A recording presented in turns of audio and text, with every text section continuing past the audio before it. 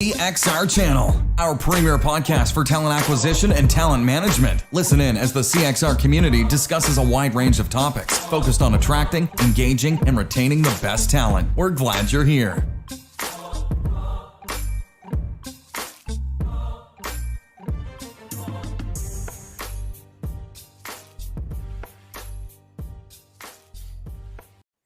I got to say, every time the intro music comes on, I'm doing a little dance. You know, we talk about updating it, Jodi, but I don't know if I want to. It's kind of catchy. I was dancing. I liked it. Well, Jodi, welcome to the show. This is the CXR Podcast, where we bring together talent acquisition, talent management leaders, and practitioners to really share what's top of mind for them, what's keeping them up at night, and of course share what they're going through, things that they have done or accomplished or lessons they've learned along the way. So we're excited to have you on today, Jodi.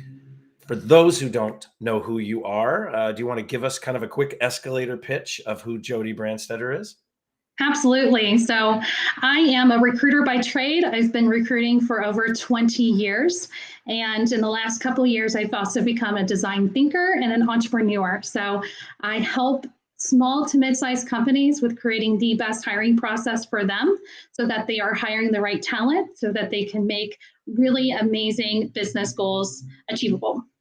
Nice. And how long have you been doing that sort of as an independent, as a contract? Oh, it'll be 4 years on April 1st. Nice. 4 years and 2 books under your belt now.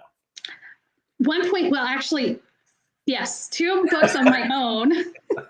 And then I've actually published a couple books for other people too. So that's like my second gig is I'm a publisher. Nice. That's great. Well, let's talk a little bit about hire by design. So we invited you on the show because you're making a little bit of ruckus in the space around design thinking, and it's getting some attention there. But can you explain to folks, because Jerry and I were talking design thinking, one of our member companies came to us a couple of years ago and said they're redoing everything in talent acquisition. They're taking this design thinking approach, and we loved it. We loved how they turned everything upside down. We loved how it changed that productivity. We loved that engagement that was a result of that. But we haven't heard a whole lot of organizations going all in on design thinking. So share a little bit about sort of your take on design thinking in the world of talent, right? You can go HR talent acquisition, but in the world of talent, and why you think that's important for folks to be paying attention to today. Absolutely. So one thing I think everyone needs to understand is they're probably doing some step of design thinking in talent, and they just don't even know it. And that was something that was kind of an aha moment for me when I found design thinking and decided to make that my methodology of choice to use with my clients. So design thinking to me is the no-brainer of methodologies for talent because it focuses on the person, it focuses on the business, and it ensures that it's actually feasible, something that can actually be done. And what do we do in hiring? We work with the business to understand what kind of person can come into the organization that can actually make an impact in that department in the business. And then we go and find that person. And then with that person, we're explaining to them why they can make that impact on the business and get them in the door and actually start to do that. And that's exactly what design thinking talks about. It's understanding your audience, understanding who you're working with. So in the talent space, that is not just the candidate. I love candidate experience, but guess what? There's other people in the process. So you have to look at the hiring manager's perspective. You have to look at the recruiter's perspective and be able to understand those audiences so that you can create the best processes, the best experiences, and the best strategies on recruiting talent into your organization. So Jodi, if I'm not, how do I know if I'm implementing a strong methodology for design thinking correctly, or if I'm just winging it and I happen to be doing something that is sort of in the design thinking realm? Like, is there this methodology? Is there this sort of step process that I should go through to do this the right way? Yeah, absolutely. And it's actually a pretty simple process. The first thing is you have to understand what you're trying to solve, right? The problem, what is the challenge? And really kind of focus on what that's supposed to be. Then you look at your audience. You have to understand them. So, you can observe. Wow. Sorry. You're Don't do welcome that, to people. absorb them. Do not do that. Observe, interview. There's a thing called immersion and empathy to really, get in their shoes and understand their perspective. You cannot solve a problem for someone if you don't know them. And then you have to have the space to be able to come up with ideas, and that's ideation, brainstorming. That's where you can become really creative and think outside the box and be able to, come up with a solution no one's ever seen before. And then from there, that great idea has to actually become the solution. And that's where you start to do the prototyping. And this is where I think a lot of people freak out, saying, oh my gosh, I can't make a prototype. But just to let you know, a prototype is a pilot. It is the sandbox. It is a draft. There is so many different ways to do a prototype. But taking that solution or that potential solution, doing the prototype, getting feedback from, again, your audience, and then being able to pitch it and actually move forward to the solution and actually implement it. And then you kind of have to keep looking at it, right? Because we are human, we consistently change. So iteration is really important with design thinking, and that's where you don't let a product or a solution go stagnant. You're always looking at ways to improve it or to throw it away and try and start it fresh. So it's really that constant, continuous improvement focus. Yeah. So Jodi, break it down for me though a little bit, like when we say design thinking, because for some, this might still be this ethereal thing that people in the HR workshop do, or that, there's a stack of books for in the back of a, Barnes and Noble. I mean, like what, if you were to give it to me in layman terms, like what, excuse me, what is design thinking? And like, how do I know if I even need it? Is it just, I got a problem to solve, so gosh, I must go to design thinking? I mean, there's got to be more to it than that, right? Yeah. So you need design thinking if you are solving a problem for a person. So that could be a new app, to a new process, to literally as simple as what kind of email communication should I send to this person? I mean, it really is something where you sit down and say, you know what, I really kind of need to understand who I'm, serving. Mhm. And then from there, how can I serve them better and make sure that I'm providing what they need? So design thinking can be just as simple. It could be a 5-minute situation where you just literally kind of go into empathy and think about their perspective and say, this is how I'm going to, craft this email. I might have my, my coworker next to me to look at it, give me feedback, and then boom, I send it. And that could be design thinking, that simple. I think everyone likes to make it this big, huge process that takes months and months and months to do, when actually design thinking is a simple process just to get to know the audience, figure out a solution, get some feedback, and then implement it. So if I had a challenge, let's go back to candidate experience, right? If I had a challenge with, let's say, communications that were going out to candidates, right? Or communication that's happening internal to the hiring manager, right? Just some level of communication. How could I apply, like if you and I were going to sit down and I said, look, Jodi, I need some help. My messages, I think they're falling flat. Nobody's responding. I've got a low response rate when I'm sending messages out to candidates. Can we apply some design thinking to that?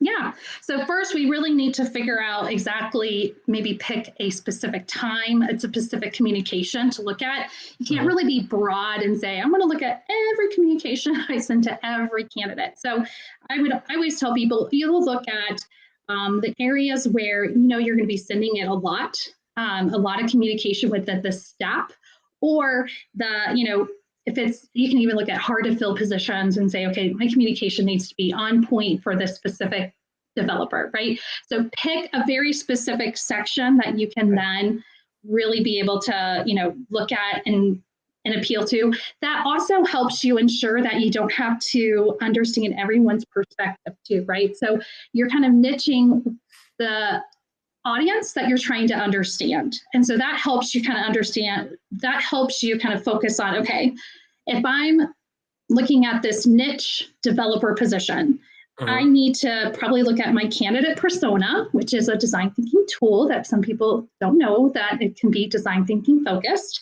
We just did a show where we were, I think last week we had Allison Cruz on. We talked about the value of personas across the board. So you're talking my language, Joe. You're talking my language too, Chris. I just did this with a client. We actually did a candidate and a hiring manager persona, which made my heart flutter because a lot of people don't think about those hiring managers in that perspective. But you have that niche. That way you can really then find the audience to be able to either, observe or interview or immerse in empathy. So you have that game plan. So it could be that you want to change your perspective in empathy. And Chris, you could go and, maybe apply to the competitor that has that exact same developer position and see what communication they're providing, right? So you're seeing someone else's company and learning, and maybe that helps you find a better solution to your communication problem. So I hear you. I want to make sure I'm following you. So I hear you say, get specific, right, on what you're trying to address. So get very pointed. Yes. And I keep hearing you use this word empathy. So then we're flipping on the empathy switch, or we're turning that knob to the right to better understand what the other side of the equation, to better understand what's being received or what's being delivered. Yes. I mean, I, as a talent director, my focus all the time was my team. So I was doing empathy. I was looking at the perspective of my recruiter, and I always failed to look at the candidate's perspective because I was so focused on my team, right? So empathy and really using these different ways to do it. So there's change your perspective. It's do it yourself. So if you're going to expect a candidate to go through an assessment, and if you haven't taken that assessment, shame on you, because you have no clue what that perspective looks like, right? So there's all these different ways to kind of really understand your audience without even talking to them. But key is please talk to them. I mean, do some interviewing. For gosh sakes, we're recruiters. We should be able to interview anybody. But yeah, I mean, it's really just kind of taking that time to understand their side and then look at the communication. I started a communication study right before COVID, and COVID kind of ruined it for me, where I was looking at a lot for everybody. Right? Yes. That was just one of the million things. But I was so focused on understanding what type of communication a candidate wanted at different steps where I was ending the process, right? So kind of that thanks, but no thanks, or confirming that next interview. I was so focused on that. And when I started talking to the candidates, they really didn't care about that communication. The communication they cared about was that those days, weeks where we didn't communicate at all. Like, they were more excited about getting an email saying, you're still in the process, we just don't know yet, from the hiring manager, than me sending any other communication. And that, from the amount I was able to do, and I'm hoping to pick it back up now that we're in a place that we can maybe hang out with people again. But the piece was, they would stay in the process longer if they actually just had communications. So like one of my favorite things that I got from Stacy Zapar was the Friday update, where you grab a beer and just email your candidates and say, hey, don't know anything yet, but we are thinking of you. That way they don't have that stress on the weekend of trying to figure out, am I still in the process? Am I going to get this job? Like we forget that they aren't used to being in this process, whereas we're in it every day. So there was so many aha moments just having those conversations with candidates that I didn't even realize that I was missing, or we weren't focused on as recruiters that we should be. So, all right. So we get specific, we get empathetic, and then we ideate? Is it just, are we throwing stuff at the wall to see what sticks? Yeah, then we do some brainstorming. You throw on your creative hat, you get your juices flowing, and you start to think about, what are some different ways that I could be communicating? And you literally do the good, the bad, the ugly. Like, this is the time for you to really just go crazy with ideas, because you never know when one's going to stick. And then you have to get feedback. Like, feedback is key throughout this whole process. Like, if I have a great idea and then I just go with it and I get no feedback, it's probably going to fail. And we just wasted so much time. So once you have kind of your ideas, you'll either, as a team, make decisions, like vote, or you can actually just share it with people and say, what do you think? And then you come up with that idea that you want to move forward to the prototype.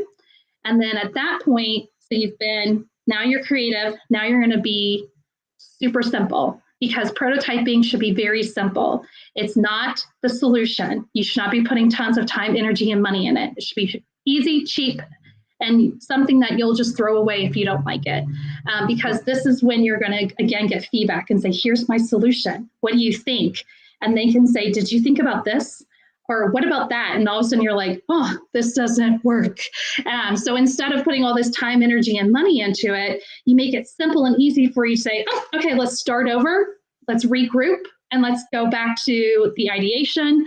Or maybe I didn't observe enough. I'm saying absorb. I feel like I'm saying absorb every time.